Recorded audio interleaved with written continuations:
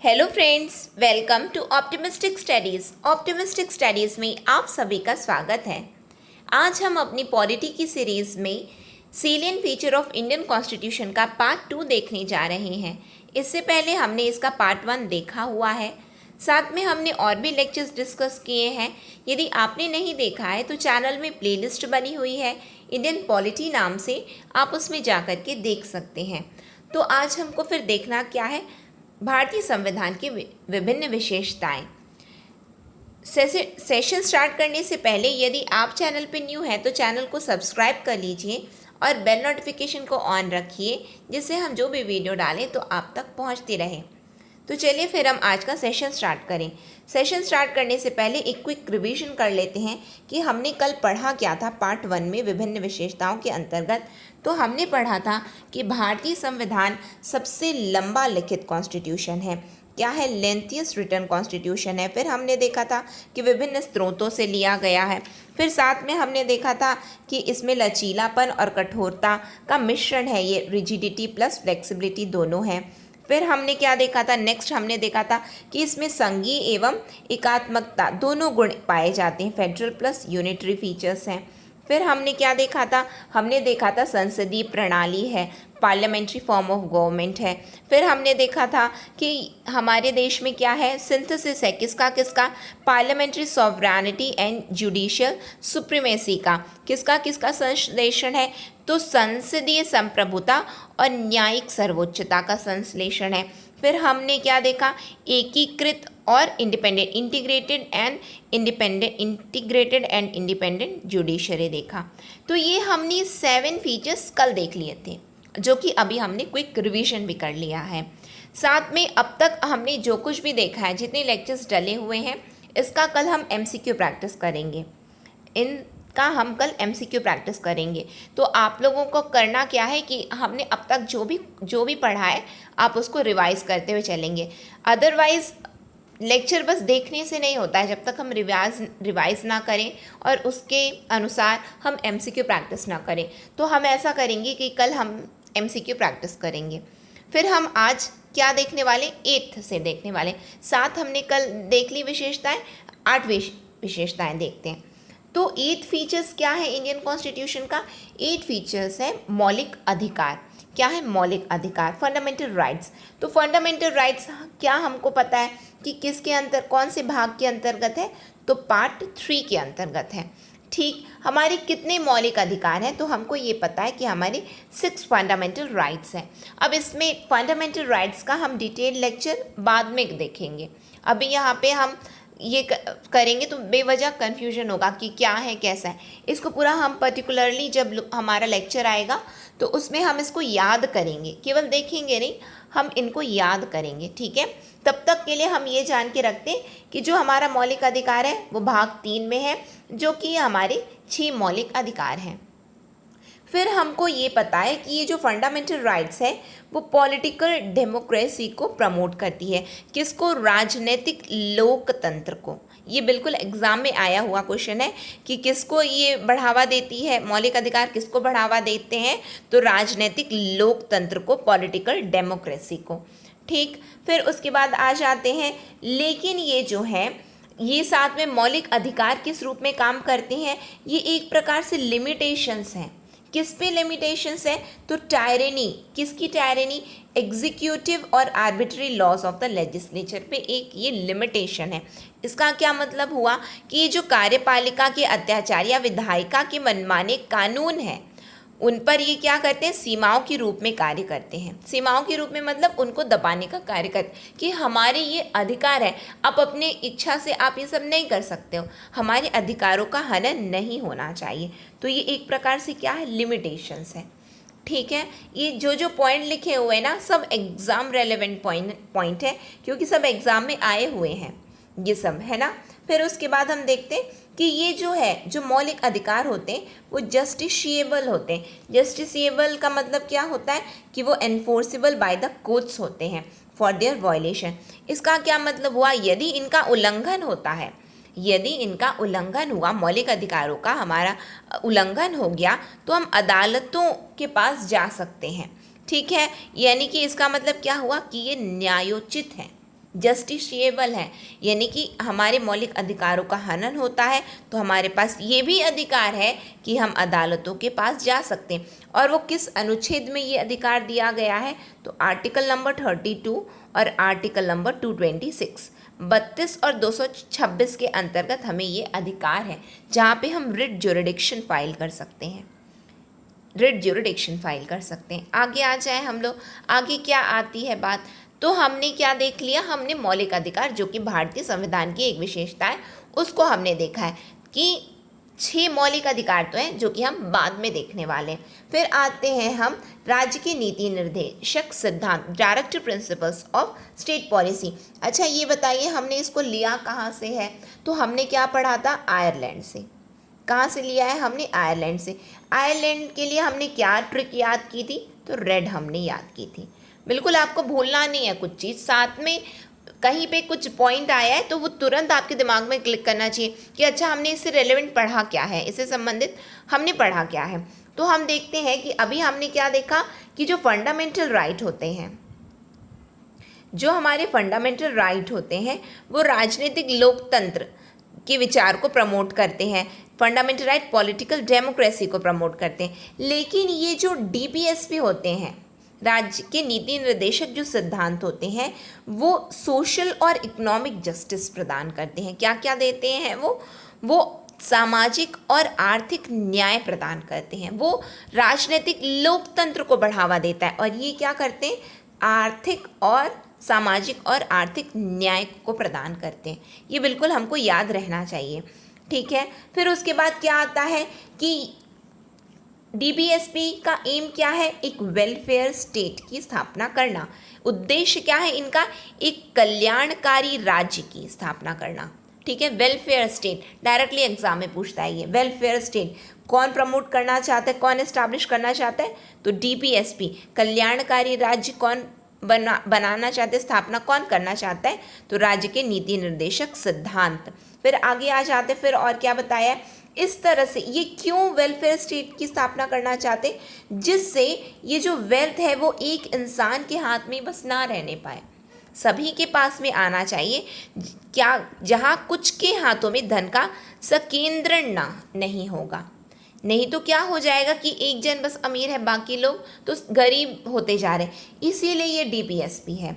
फिर ये लेकिन इसमें ये गैर न्यायिक है। फंडामेंटल क्या था, वो न्यायोचित था, जस्टिशिएबल था, और ये क्या है, नॉन जस्टिशिएबल है। इसका क्या मतलब होता है, यदि इनका हनन हुआ तो हमारे पास ये अधिकार नहीं है कि हम जो है कोर्ट के पास, अदालतों के पास जा सके कि नहीं ये हमारे ना राज्य के नीति निर्देशक जो सिद्धांत है ये हमारे इनका हनन हुआ है।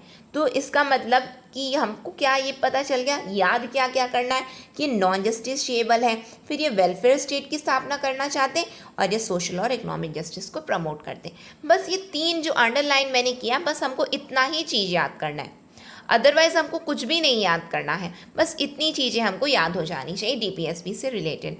आगे आ जाते हैं हम, आगे क्या है, आगे क्या बताया जाता है इसके अंतर्गत, आगे हम आ जाते हैं 10th में। हमारा डीपीएसपी हो गया, अब हम आ जाते हैं फंडामेंटल ड्यूटीज़ में, मौलिक कर्तव्य में आ जाते हैं। तो मौलिक कर्तव्य जो है भारतीय संविधान में ओरिजिनली नहीं थे। जब ये भारतीय संविधान हमारा बना तो मूल रूप से ये मौलिक कर्तव्य उसमें ऐड नहीं किया गया था, मौलिक कर्तव्य ऐड नहीं किया गया था, इस वजह से इसको पार्ट 4A में रखा गया है। क्योंकि यदि जहाँ पे A, B ये सब जुड़ जाते हैं, यानी कि वो बाद में आए हैं, तो वो बाद में किसके कैसे आ पाए, तो 42nd कॉन्स्टिट्यूशनल अमेंडमेंट एक्ट जो 1976 में आया था, 42वां संविधान संशोधन अधिनियम जो कि 1976 में आया था, उसके तहत में स्वर्ण सिंह समिति ने ये सिफारिश दी थी कि मौलिक कर्तव्यों को जोड़ा जाए, संविधान में मौलिक कर्तव्यों को जोड़ा जाए। डायरेक्टली एग्जाम में पूछता है कि मौलिक कर्तव्यों के लिए सिफारिश किसने की थी, तो स्वर्ण सिंह समिति ने की थी। किसने की थी, स्वर्ण सिंह कमेटी ने। इनकी रिकमेंडेशन पे 42nd कॉन्स्टिट्यूशनल अमेंडमेंट एक्ट जो कि 1976 में आया, उसमें ये फंडामेंटल ड्यूटीज़ को कॉन्स्टिट्यूशन में जोड़ा गया, इसीलिए इसको किस भाग में रखा गया, 4A में रखा गया है, ठीक है। आगे देखें हम और क्या है, आगे बात आती है कि साथ में जो है कितने उस समय जोड़े गए, तो 10 मौलिक कर्तव्य जोड़े गए थे, 10 फंडामेंटल ड्यूटीज जोड़ा गया था। कब, तो 42nd कॉन्स्टिट्यूशनल अमेंडमेंट एक्ट जो कि 1976 में आया, तब 10 मौलिक कर्तव्य जोड़े गए थे। फिर उसके बाद में 86 कॉन्स्टिट्यूशनल अमेंडमेंट आया। कब आया, तो 2002 में आया। 86 कॉन्स्टिट्यूशनल अमेंडमेंट एक्ट जो 2002 में आया, उसने एक और मौलिक कर्तव्य को जोड़ दिए। तो इसका मतलब कुल मिलाकर के 11 मौलिक कर्तव्य हैं। ठीक है, ये क्या जोड़े थे, शिक्षा के अधिकार। जो ये 86 एग्जाम में पूछता है कि 86 कॉन्स्टिट्यूशनल अमेंडमेंट एक्ट जो 2002 में आया वो किससे संबंधित है, तो वो राइट टू एजुकेशन से संबंधित है। ठीक है, और इसका परिणाम ये हुआ कि हमारी जो भाग 3 है उसके अंतर्गत हमें क्या प्राप्त हुआ, एक और अनुच्छेद जोड़ दिया गया और जिसका नाम है आर्टिकल नंबर 21A। ये सब किसके तहत हो रहा है, ये 86 कॉन्स्टिट्यूशनल अमेंडमेंट एक्ट के तहत में ये हुआ है।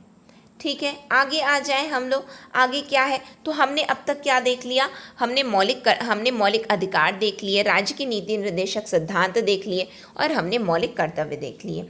आगे नेक्स्ट हम आ जाते हैं सेक्युलर स्टेट, धर्मनिरपेक्ष राज्य। अब इसका क्या मतलब होता है, तो ये एग्जाम में पूछा जाता है कि धर्मनिरपेक्षता कैसे पता चलती है, भारतीय संविधान की धर्मनिरपेक्षता के क्या क्या फीचर्स हैं, तो वो हमको याद होनी चाहिए। धर्मनिरपेक्ष तो है, तो सबसे पहली बात आती है कि ये जो धर्मनिरपेक्ष सेक्युलर वर्ड हमारे संविधान में आया कैसे, तो सेक्युलर वर्ड को जो है प्रस्तावना में जोड़ा गया है। प्रस्तावना में है ये सेक्युलर वर्ड, प्रियम्बल में है।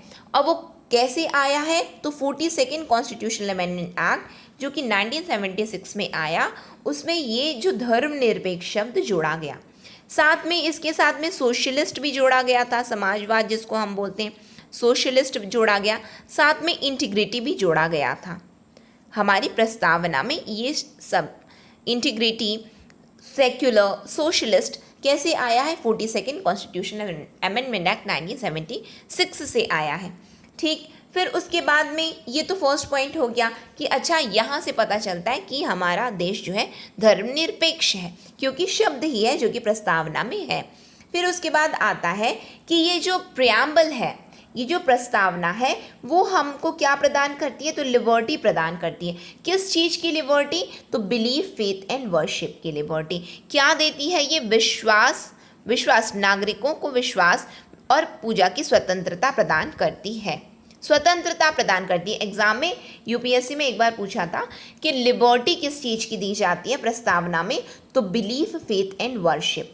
याद होना चाहिए बिल्कुल हमको कि बिलीफ, फेथ एंड वर्शिप की लिबर्टी है हमें। ठीक है, आगे आ जाए हम लोग, आगे देखते हैं। यूपीएससी का क्वेश्चन है ये, 2017 में पूछा गया है ये। ठीक है, फिर उसके बाद हम देखते हैं कि इक्वालिटी बिफोर लॉ, और कैसे पता चले कि हमारा देश धर्मनिरपेक्ष है, तो बताते हैं कि हमको इसके तहत क्या क्या याद करना है। आर्टिकल नंबर 14, आर्टिकल नंबर 15 और आर्टिकल नंबर 16। ये यहाँ से हमको पता चलता है कि हमारा देश धर्मनिरपेक्ष है। आर्टिकल नंबर 14 क्या बोलता है, इसको हम आगे याद करेंगे, लेकिन यहाँ पे एक बार देख लेते हैं कि कानून के समक्ष क्या है, समानता या कानूनों की समान सुरक्षा। क्या है, इक्वालिटी बिफोर लॉ और equal protection of the law. ठीक है, जो कि आर्टिकल नंबर 14 में। आर्टिकल नंबर 15 में क्या है कि किसी को भी धर्म के आधार पर किसी भी तरह से भेदभाव नहीं किया जाएगा। धर्म के आधार पर भेदभाव नहीं किया जाएगा। ये कहाँ से आया, आर्टिकल नंबर 15। फिर उसके बाद आर्टिकल नंबर 16 क्या बोलता है कि जो पब्लिक एम्प्लॉयमेंट्स होती हैं, जो सरकारी नौकरियाँ होती हैं, उसे किसी को भी वंचित नहीं किया जाएगा। कि नहीं आप नहीं पा सकते हो, ये यहाँ के हो, आप यहाँ से आते हो, तो पर्सन प्लेस थे, तो सॉरी यानी कि किसी के कि वो कहाँ से हैं, तो इस तरह से किसी भी तरह का डिस्क्रिमिनेशन नहीं होना चाहिए। फिर उसके बाद क्या बताया जाता है, तो हमको क्या क्या याद करना है, आर्टिकल नंबर 14, आर्टिकल 15 और आर्टिकल 16, ये हमको याद करना है। साथ में और क्या याद करना है, और क्या बताते हैं कि हमारा देश धर्मनिरपेक्ष है, तो article number 25, then article number 26, then अनुच्छेद 27 यानी कि आर्टिकल नंबर 27। ये क्या बताते हैं कि हमारा देश धर्मनिरपेक्ष है। याद कैसे होगा लेकिन हमको कि ये क्या क्या बताते हैं, तो ये हम सिंपल ट्रिक से याद ज़रूर करेंगे, बट यहाँ पे हम देख लेते हैं, एक स्टोरी के माध्यम से हम इसको समझते हैं। आर्टिकल नंबर 25 में क्या है कि हमें अपनी इच्छा अनुसार हम जो भी धर्म को पालन करना, जो भी धर्म का हम पालन करना चाहते हैं हम उसको पालन कर सकते हैं। हम जिस भी धर्म का पालन करना चाहें हम उसको मान सकते हैं। ठीक, फिर उसके बाद में क्या आता है कि हम जिस धर्म का पालन करते हैं तो फिर वहाँ पे भी तो कोई रिलीजियस अफेयर है, तो वहाँ पे every religious dominations shall have a right to marriage. हम मान के चलिए हम मंदिर गए, हम टेंपल गए हैं, हम चर्च गए हैं, हम मस्जिद गए हुए हैं, हम गुरुद्वारा गए हुए हैं, वहाँ का प्रबंधन भी तो कोई करे, वहाँ का कोई प्रबंधन भी करे। तो वो प्रबंधन के बारे में क्या बताया जाता है कि जो मैनेजमेंट होता है वो आर्टिकल नंबर 26 होता है। यहाँ पे क्या आया कि हम अपनी इच्छा अनुसार धर्म का पालन करें, लेकिन धार्मिक स्थलों का मैनेजमेंट हो रहा है किसके तहत, आर्टिकल नंबर 26 के तहत। एक सिंपल सी हम ट्रिक लगा करके एक स्टोरी के माध्यम से हम याद करने की बस कोशिश कर रहे हैं इसको। ठीक, हमने धर्म का पालन किया, जहाँ भी हम गए हैं उनका मैनेजमेंट हो रहा है, लेकिन जब हम वहाँ गए तो हम पे कोई भी प्रेशराइज हमको नहीं कर सकता कि आप हमारे धर्म का प्रचार करो, आप हमारे धर्म का प्रचार करो। इस तरह की बात हमको कहाँ से पता चलती है, आर्टिकल नंबर 27, किसी भी व्यक्ति को किसी धर्म विशेष के प्रचार के लिए कोई कर देने के लिए बाध्य नहीं कर सकता। कोई कर देने के लिए, अब हम इसको ऐसे मान के चल सकते हैं कि हम किसी भी धार्मिक स्थल में गए, वहाँ पे डोनेट करने के लिए डोनेशन दो कि यहाँ पे कर दो, ऐसा कोई हमको बाध्य कर सकता है क्या कि दान पेटी में इतना ही डाल के जाइए? ऐसा नहीं, हमारी इच्छा है ना कि हम क्या करना चाहें, हम क्या नहीं करना चाहें। तो हमने क्या क्या याद कर लिया, हमने आर्टिकल नंबर 25 याद कर लिया, 26 याद कर लिया और 27 याद कर लिया, जिसमें रिलीजियन है, धर्म का पालन हम कर रहे हैं, धार्मिक स्थलों में गए तो वहाँ का प्रबंधन होना चाहिए, हमें कोई ज़बरदस्ती हमारे साथ नहीं कर सकता कि इतना ही आप कर दो कि प्रमोशन कर सकें हम, ऐसा कोई बाध्य नहीं कर सकता। फिर उसके बाद आर्टिकल नंबर 28 में आ जाते हैं। तो आर्टिकल नंबर 28 क्या बोलता है कि कोई भी जिनको राज्य द्वारा संचालित कोई भी शैक्षणिक संस्थान है वहाँ कोई भी प्रकार की धार्मिक शिक्षा प्रदान नहीं की जाएगी। कि ये बोला जाए कि ये स्टेट गवर्नमेंट या सेंट्रल गवर्नमेंट जो भी है, स्टेट मतलब इसकी डेफिनेशन कहाँ दी गई है, स्टेट की डेफिनेशन तो आर्टिकल नंबर 12 में दी गई है। हम इसको पढ़ेंगे, जहाँ कहीं भी ना इस पूरे संविधान में स्टेट यूज़ होगा, जो ये राज्य शब्द यूज़ होता है तो उसकी डेफिनेशन आर्टिकल नंबर 12 में दी गई है। अनुच्छेद 12 में इसको बताया गया है कि ये स्टेट क्या होते हैं। ठीक है, तो ये वही स्टेट हैं जिनकी परिभाषा अनुच्छेद 12 में है। तो उसके तहत बोला गया कि राज्य के द्वारा जो भी संचालित जो शैक्षणिक संस्थान है वहाँ किसी भी प्रकार की धार्मिक शिक्षा नहीं दी जाएगी, धर्म से संबंधित कोई शिक्षा नहीं दी जानी चाहिए। फिर उसके बाद ये आता है आर्टिकल नंबर 29 में आता है कि सभी धर्मों को अपने लैंग्वेज को, स्क्रिप्ट को और कल्चर को कंजर्व करने का अधिकार है। सभी नागरिकों को हम बोल सकते हैं, सभी नागरिकों को किसी भी वर्ग को अपनी विशिष्ट भाषा, लिपि या संस्कृति के संरक्षण का अधिकार है। हमको बस एक वर्ड याद करना है, राइट टू कंजर्व है। राइट टू कंजर्व है किसमें, आर्टिकल नंबर 29 में है। आगे आ जाते हैं, देन आर्टिकल नंबर हम देखते हैं 30। ये हम किसके अंतर्गत देख रहे हैं कि किस तरह से हमें पता चले कि भारतीय संविधान धर्मनिरपेक्ष है। तो धर्मनिरपेक्ष इन जगहों से हमको पता चलता है कि अच्छा हमारे देश में ना धर्मनिरपेक्षता आती है, धर्मनिरपेक्ष है हमारा देश। फिर उसके बाद आर्टिकल नंबर 30 आ जाते हैं। तो आर्टिकल नंबर 30 क्या बोलता है कि जो अल्पसंख्यक हैं उन्हें पूरा अधिकार है कि वो शिक्षण संस्थानों को क्या कर सके, एक तो उनका गठन भी कर सके, साथ में उनका प्रशासन भी कर सके, स्थापना भी कर सके और उनका प्रशासन भी कर सके। ये किसको अधिकार है, माइनॉरिटीज़ को, राइट टू माइनॉरिटीज़ जिसको हम बोलते हैं, कल्चरल एंड एजुकेशनल राइट्स के अंतर्गत ये आता है। पढ़ेंगे हम लोग, अभी यदि आपको नहीं पता है, याद नहीं है, कोई दिक्कत नहीं है, एक बार सुन के रखिए, फिर हम आगे तो याद हमको करना ही है। फिर उसके बाद एक और है जो कि आर्टिकल नंबर 44 है। वो आर्टिकल नंबर 44 क्या बोलता है कि हमको क्या है, यूनिफॉर्म सिविल कोड है। स्टेट क्या करेगा, कोशिश करेगा कि सभी नागरिकों को यूनिफॉर्म सिविल कोड जो है पूरी तरह से सुनिश्चित करने का प्रयास करेगा। राज्य सभी नागरिकों के लिए एक समान नागरिक संहिता लाने का प्रयास करेंगे। तो यूनिफॉर्म सिविल कोड जो है ये भी बताता है कि हमारा संविधान जो है धर्म निरपेक्ष है। यूनिफॉर्म सिविल कोड भी ये बताता है। तो ये सब जो है अब हमको याद कैसे होगा, इतना कुछ पढ़ लिए हैं तो हमको बस एग्ज़ाम के लिए याद क्या करना है कि क्या क्या, यदि एग्ज़ाम में पूछता है हमको कूट में दे देता है ना, हम स्टेटमेंट बेस्ड दे देता है और बताना रहता है कि सेक्युलर फीचर कहाँ से पता चलता है कि भारतीय संविधान सेक्युलर है, इंडियन कॉन्स्टिट्यूशन सेक्युलर है, ये कहाँ से पता चले। तो हमको क्या याद करना है, आर्टिकल नंबर 14, देन 15, देन 16, ये तीनों हमने याद किया। फिर उसके बाद हम आ जाते हैं आर्टिकल नंबर 25 से लेकर के 30 तक। आर्टिकल नंबर 25 से 30 और एक बज गया आर्टिकल नंबर 44। ये सब हमको क्या बताते हैं कि हमारा देश जो है धर्मनिरपेक्ष है। साथ में हमने क्या देखा कि प्रियम्बल में सेक्युलर वर्ड ऐड किया गया है। कैसे ऐड किया गया था, तो 42nd कॉन्स्टिट्यूशनल अमेंड 42वें संविधान संशोधन अधिनियम जो कि 1976 में आया, तो उसमें जो है धर्मनिरपेक्ष शब्द जोड़ा गया है। और साथ में हमको प्रस्तावना क्या देता है, स्वतंत्रता देता है। किसकी लिबर्टी है, बिलीफ, फेथ एंड वर्शिप की लिबर्टी है हमें, ये हमने देखा। तो बस हमको इतनी चीज़ें याद करनी है कि किस तरह से पता चले कि हमारे देश में धर्मनिरपेक्षता है। नेक्स्ट फीचर में आ जाते हैं तो सार्वभौमिक वयस्क मताधिकार, यूनिवर्सल एडल्ट फ्रेंचाइज। तो यूनिवर्सल एडल्ट फ्रेंचाइज, सबसे पहले तो हमको ये याद रखना है कि यूनिवर्सल एडल्ट फ्रेंचाइज हमारे संविधान के किस अनुच्छेद के अंतर्गत है, तो अनुच्छेद 326। अनुच्छेद 326 डायरेक्टली एग्जाम में पूछा जाता है। ये 2018 या 19 का यूपीएससी का क्वेश्चन है, यूनिवर्सल एडल्ट फ्रेंचाइज, ठीक है।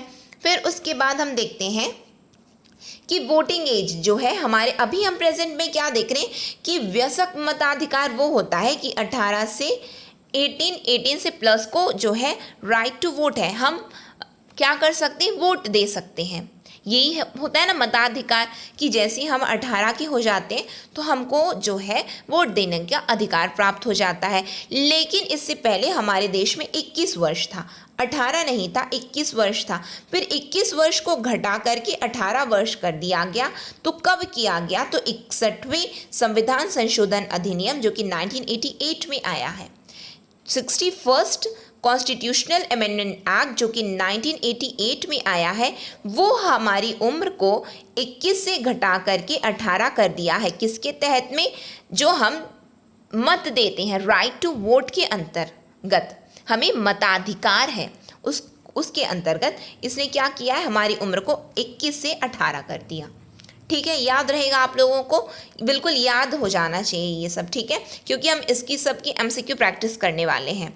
फिर उसके बाद हम देखते हैं एकल नागरिकता।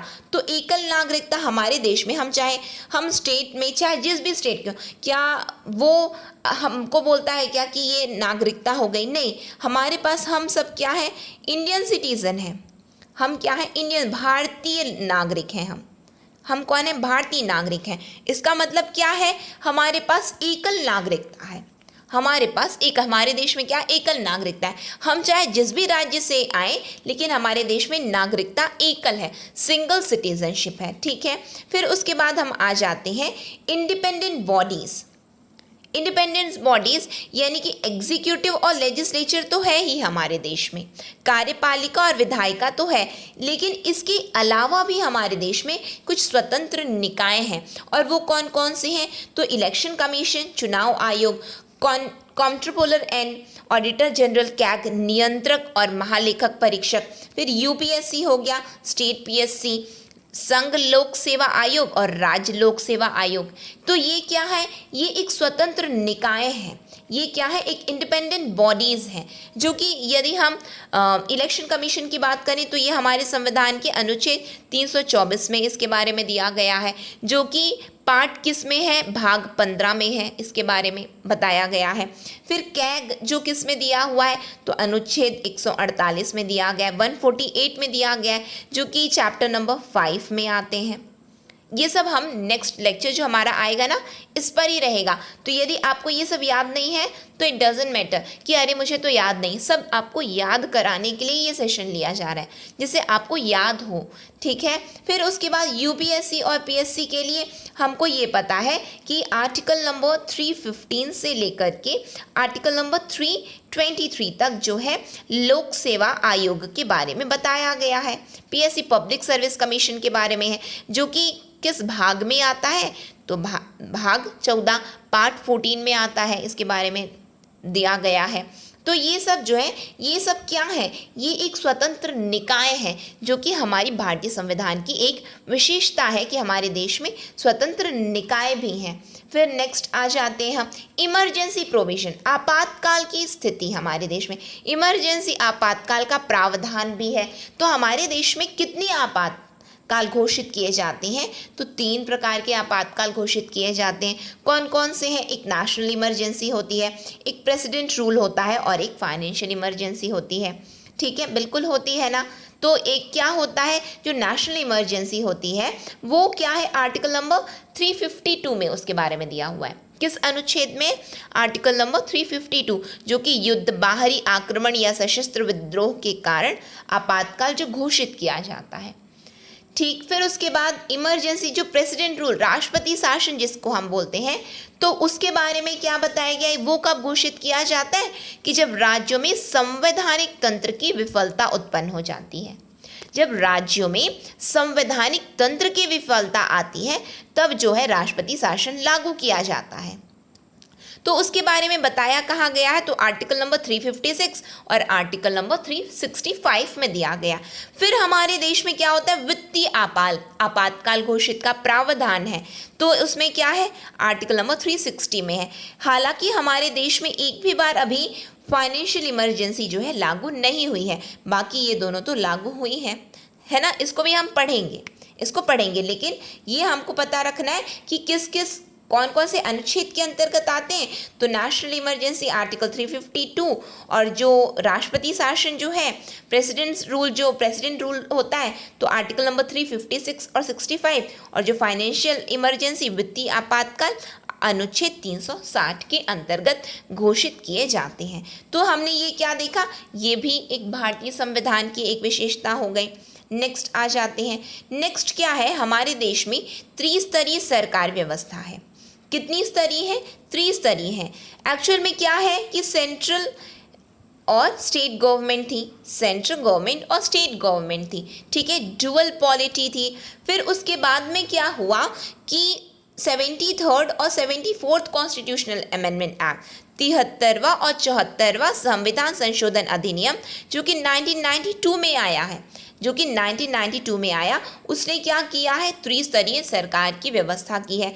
त्रिस्तरीय जो ये 73rd कॉन्स्टिट्यूशनल अमेंडमेंट एक्ट है, उसने क्या किया है, उसने क्या जोड़ दिया है, पार्ट 9 जोड़ दिया हमारे संविधान में, जो कि किसके बारे में बताता है, पंचायतों के बारे में बताता है। पंचायत है, ठीक है, जो कि अनुच्छेद कितने में है, तो अनुच्छेद 243 से लेकर के 243O तक है ना। ये सब क्या है, किसके अंतर्गत आया है, तो 73वें संविधान संशोधन अधिनियम, जो कि 1992 में आया, जो कि भाग 9 पंचायत को जोड़ा, और उसके अनुच्छेद कितने हैं, 243 से लेकर के 243O तक है। फिर उसके बाद में 74वां जो संविधान संशोधन अधिनियम है, वो क्या किया कि पार्ट 9A को जोड़ा, जो कि टाइटल क्या दिया, म्युनिसिपैलिटीज, नगरीय निकाय जो है, नगर पंचायत जिसको हम बोलते हैं, ठीक है, नगरीय निकाय, म्युनिसिपैलिटीज को जोड़ा। और ये इनके अनुच्छेद कितने हैं, तो अनुच्छेद 243P से लेकर के 243ZG तक है, ठीक। ये आप ADO के लिए प्रिपेयर कर रहे हैं तो भी उसमें हेल्पफुल है, पंचायती राज PSC के लिए पढ़ रहे हैं हेल्पफुल है, UPSC के लिए पढ़ रहे हैं उसमें भी हेल्पफुल है। चाहे आप किसी भी एग्ज़ाम की तैयारी कर रहे हैं, ये आपको पंचायती राज के अंतर्गत ये सब पढ़ना रहता है, ठीक है, आगे आ जाएं तो ये हमने देख लिया। फिर उसके बाद में हम आ जाते हैं जो लास्ट जो भारतीय संविधान की एक विशेषता है वो है सहकारी समितियाँ। सहकारी समितियाँ, कोऑपरेटिव सोसाइटीज़। तो कोऑपरेटिव सोसाइटीज़ एक्चुअल में हमारे देश में हमारे संविधान में नहीं था। ये क्या किया गया है तो 97th कॉन्स्टिट्यूशनल अमेंडमेंट एक्ट जो कि 2011 में आया उसने ये सहकारी समितियों को ऐड किया है। तो इस संविधान संशोधन अधिनियम ने पार्ट 9B को लाया है, पार्ट 9B को लाया, जिसका नाम क्या दे दिया, सहकारी समितियाँ, कोऑपरेटिव सोसाइटीज़। अनुच्छेद कहाँ से है तो उसको हमने एंड कहाँ पे किया था, ZG से एंड किया, तो इसको यहाँ पे स्टार्ट कर देते हैं ZH से। ZH से लेकर के 243 ZT तक है। ये क्या है, सहकारी समितियां हैं। किसके अंतर्गत लाई गई तो हमको बिल्कुल याद होना चाहिए 97th कॉन्स्टिट्यूशनल अमेंडमेंट एक्ट जो कि 2011 में आया है, उसके अंतर्गत जो है सहकारी समितियां आई हैं हमारे संविधान में। ठीक है, सहकारी समितियां, लेकिन कुछ इसके अंतर्गत हमें कुछ चीज़ें याद करनी है, और वो क्या क्या है सहकारी समितियों के अंतर्गत। तो सहकारी समितियों के अंतर्गत इसने जो ये 97 कॉन्स्टिट्यूशन अमेंडमेंट एक्ट आया जो कि 2011 में आया, इसने 3 एक्स्ट्रा पॉइंट को ऐड किए हैं हमारे भारतीय संविधान में। और वो क्या क्या है, सहकारी समितियों के संदर्भ में उसने 3 चीज़ों को ऐड किया। वो क्या क्या वो 3 चीज़ें हैं, तो इन्होंने ये बताया कि ये जो right to form cooperative society है जो कि आर्टिकल नंबर 19(1) के अंडर आती है, वो एक फंडामेंटल राइट है, वो एक फंडामेंटल राइट है। इसने क्या बोला कि जो सहकारी समितियों का गठन किया जाना है ये हमारे मौलिक अधिकार है अनुच्छेद 19 के तहत। सहकारी समितियों का गठन हमारे मौलिक अधिकार है अनुच्छेद 19 के तहत। ठीक, फिर हम आ जाते हैं, ये फर्स्ट था, सेकंड में आते हैं और क्या किया है इसने 97 कॉन्स्टिट्यूशन अमेंडमेंट एक्ट जो कि 2011 में आया, और इसने क्या किया है तो इसने ये किया है it included a new directive principle of state policy. इसने एक नया DPSP जोड़ दिया है, और वो क्या किससे रिलेटेड है, प्रमोशन से। किसके, सहकारी समितियों के, कोऑपरेटिव सोसाइटीज़ के प्रमोशन से रिलेटेड है। और वो कौन से आर्टिकल में आते हैं तो आर्टिकल नंबर 243B में आते हैं। क्या जोड़ा गया है, आर्टिकल नंबर 243B में बी जोड़ा गया है। किस में जोड़ा गया तो DPSP में जोड़ा गया, DPSP में जोड़ा गया। किस लिए जोड़ा गया, for the promotion of cooperative society, सहकारी समितियों के प्रोत्साहन पर राज्य के नीति निर्देशक तत्वों में शामिल किया गया। क्या, अनुच्छेद 43B। फिर उसके बाद लास्ट जो अभी मैंने आपको बताया कि पार्ट 9B जोड़ा गया, जिसके अंतर्गत नाम क्या दिया, शीर्षक सहकारी समितियां, और अनुच्छेद कितने ऐड किए गए 243 ZH से लेकर के ZT तक, अभी जो जस्ट मैंने आपको जो बताया। ठीक है, तो ये भारतीय संविधान के कुछ विशेषताएं हमने देखी हैं जो मेंशन है। ठीक है, तो यहाँ पे हमने क्या कंप्लीट कर लिया, हमने आपके लक्ष्मीकांत का सेलियन फीचर्स ऑफ इंडियन कॉन्स्टिट्यूशन को कंप्लीट कर लिया है। ठीक है, अब नेक्स्ट सेशन जो हमारा होगा वो किस पर बेस्ड होगा, कल तो हमारा MCQ सेशन रहने वाला है। हमने अब तक जो पढ़ा है हम उसका MCQ प्रैक्टिस करेंगे, ठीक है, कल। लेकिन उसके बाद में जो हम सेशन लेंगे तो उसमें क्या आप देखेंगे कि हमारे संविधान में कितने भाग हैं और उसके अंतर्गत कौन कौन से आर्टिकल हैं। पार्ट्स आर्टिकल्स को हमको देखना है, क्योंकि तभी हम फिर आगे में प्रोसीड करेंगे, फिर आगे स्टार्ट करेंगे कि क्या क्या है, कौन से पार्ट में कौन से आर्टिकल हैं, किस तरह से।